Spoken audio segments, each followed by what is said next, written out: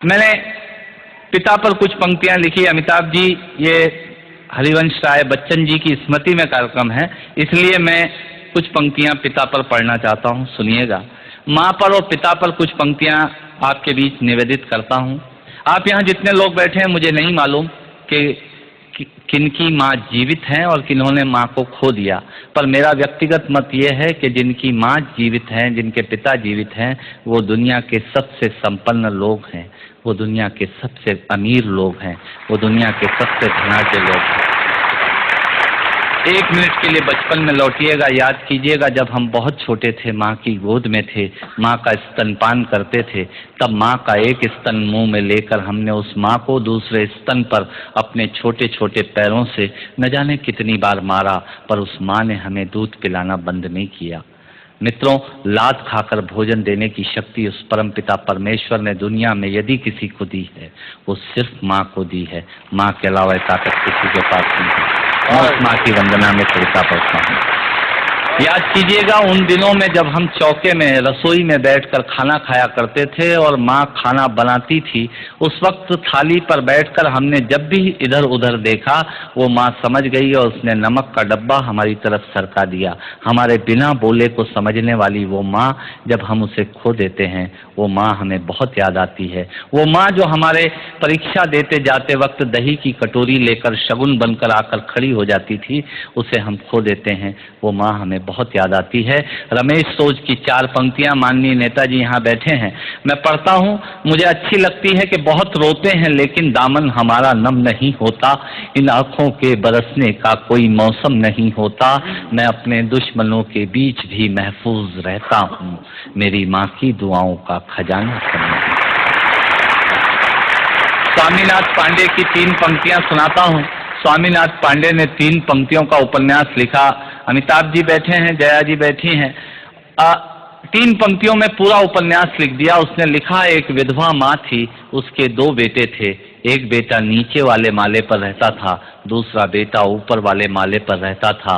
विधवा माँ 15 दिन एक बेटे के यहाँ खाना खाती थी, विधवा माँ 15 दिन दूसरे बेटे के यहाँ खाना खाती थी।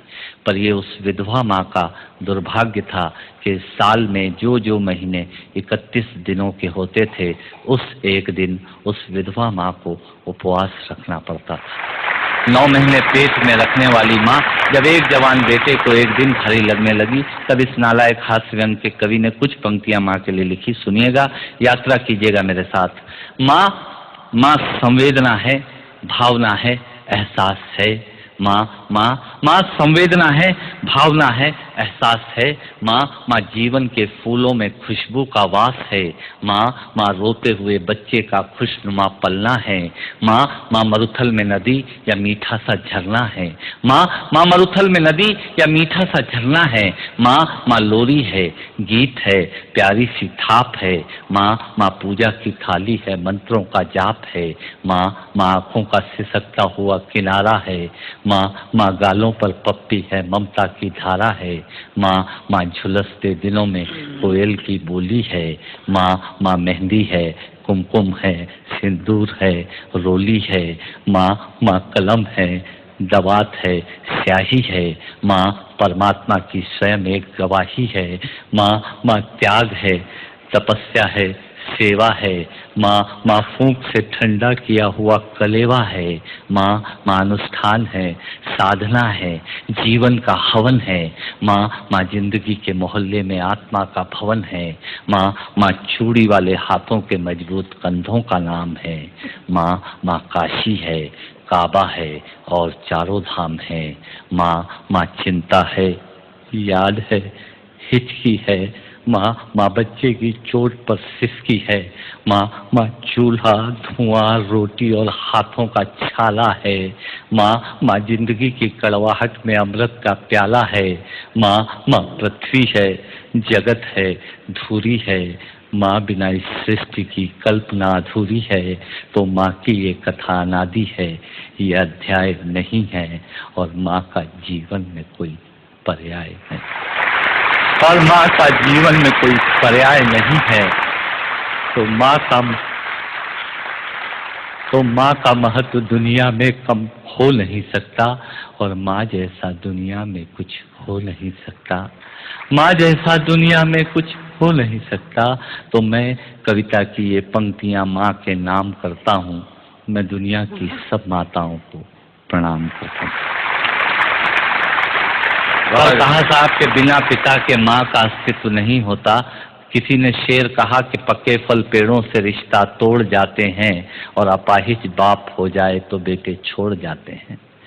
पिता जब पुत्र को बाजार में ले जाता है और जेब में 50 रुपए होते हैं और बच्चा 200 रुपए के सामान को खरीदने की जिद करता है, उस वक्त एक पिता की विवशता और बच्चे की जिद, इसके बीच के एहसास में खड़े होकर पंक्तियां सुनिएगा, पिता क्या होता है। अमिताभ जी आपको समर्पित करता हूं। अमर सिंह जी बैठे हैं। पिता पिता जीवन है, संबल है, शक्ति है। पिता सृष्टि के निर्माण की अभिव्यक्ति है।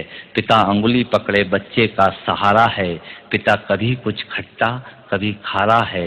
पिता पिता पालन है, पोषण है, परिवार का अनुशासन है। पिता पिता धौंस से चलने वाला प्रेम का प्रशासन है। पिता पिता रोटी है, कपड़ा है, मकान है। पिता पिता छोटे से परिंदे का बड़ा आसमान है। पिता छोटे से परिंदे का बड़ा आसमान है। पिता पिता अप्रदर्शित अनंत प्यार है। पिता है तो बच्चों को इंतजार है। पिता से ही बच्चों के ढेर सारे सपने हैं। पिता है तो बाजार के सब खिलौने अपने हैं। पिता है तो बाजार के सब खिलौने अपने हैं। पिता से परिवार में प्रतिपल राग है। पिता से ही माँ की बिंदी और सुहाग है। पिता परमात्मा की जगत के प्रति आसक्ति है। पिता गृहस्थ आश्रम में उच्च स्थिति की भक्ति है। पिता अपनी इच्छाओं का हनन और परिवार की पूर्ति है। पिता पिता रक्त में दिए हुए संस्कारों की मूर्ति है। पिता पिता एक जीवन को जीवन का दान है। पिता पिता दुनिया दिखाने का एहसान है। पिता पिता सुरक्षा है अगर सिर पर हाथ है। पिता नहीं तो बचपन अनाथ है। पिता नहीं तो बचपन अनाथ है।